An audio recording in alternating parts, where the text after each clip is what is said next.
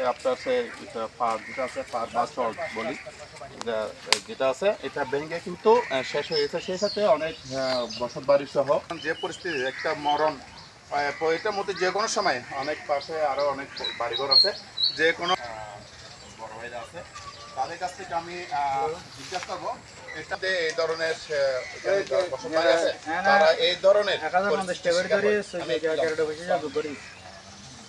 আমাদের আসলে খাল ডাকিল এই বর্ষা বলতে এই 1 বছরের ভিতরে আমাদের এখান থেকে না হলে একটা গছ চলে গেছে, গত বছরে গেছে আসলে এখানে আমাদের বিপজ্জনক।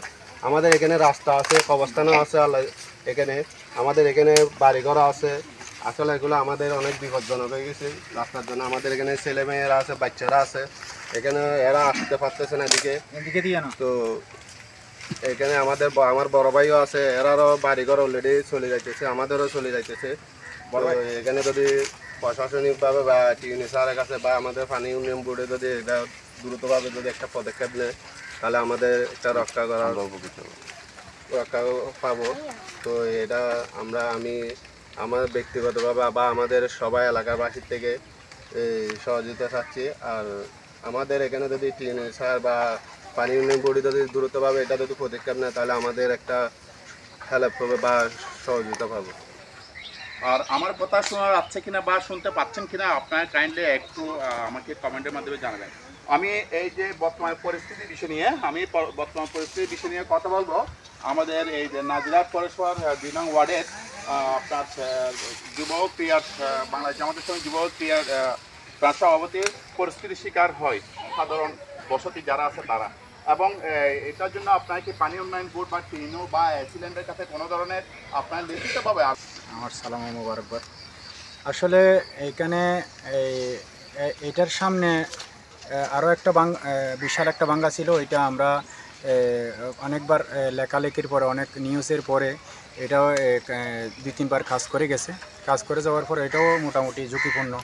এরপরে এখান থেকে অনেক পরিবার চলে গেছে, প্রায় 4-5টা পরিবার অলরেডি বিলীন হয়ে গেছে। 4-5টা না, প্রায় 7-8টা পরিবার বিলীন হয়ে গেছে, অনেক বাড়িঘর বিলীন হয়ে গেছে।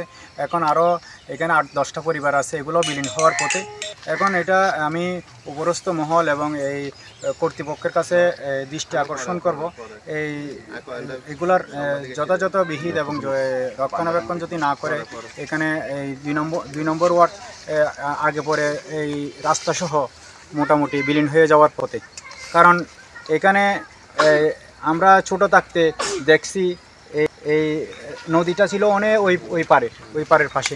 এখন এটা ভাঙতে আমাদের এই রাস্তার পাশে চলে যাবে। ওদের বাড়িঘর না, শুধু রাস্তাও চলে যাবে। এনারা এটা সদয় দৃষ্টি দিবেন, এটা প্রতি নজর রাখবেন, এটার একটা যথাযথ বিহিত করবেন বলে আমি আশা করি। ভাই এটা আপনার এখানে বাড়ি ছিল না? হ্যাঁ, ওটা আগে ভেঙে গেছে না? বাড়ির পাশে ছিল ক্ষেত জমি, অনেক ক্ষেত জমির মধ্যে অনেক সার্ভে করতো পাবলিকে, যা গেলাম তো থাকতে। এখন তো আমরা তো ওই দিন সারছে গেছে, এখন লাস্ট পর্যন্ত বাড়ির পার্শ্ববর্তী বাড়ি ছিল 3-4টা বাড়ি ছিল, পরে চলে গেছে। এখন আমাদের বাড়িতে আছে 2 বছর ধরে। 2 বছর পরে দেখা যাচ্ছে এই বছরে বেশি রাস্তা ছিল কথা শুনছিলাম বসা দেয়। এখানে রিফার করছে, এই রিফার আমাদের এটা করবে শুনছি। এখানে একটা পাবলিক গার্ড আছে, হবে এখন যে যারা আছে এরা তো দিন বুঝেছে খারাপ, সংসার বড় গেছে, বউ খোলা আছে। এখন যে এই এলাকা আছে আমরা এখানে 1 ঘন্টা জায়গা দিন বাইরে, এই সম্ভবত তাদের নেই।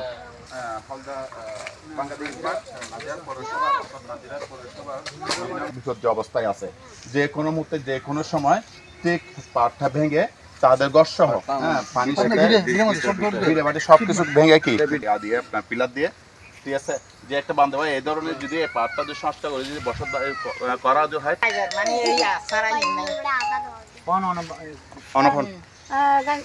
এখন বাজি ওনার কাছে কেন অনুরোধ করি, মানে আর গান এই জায়গাখান থাকলে আর এখানে যে এখন জায়গা সম্বল লইয়েরা তার গো লইয়েরা তাই কেন নাতি নাইতেন লই আর তো 2 সমর্থ ইয়ার নাই।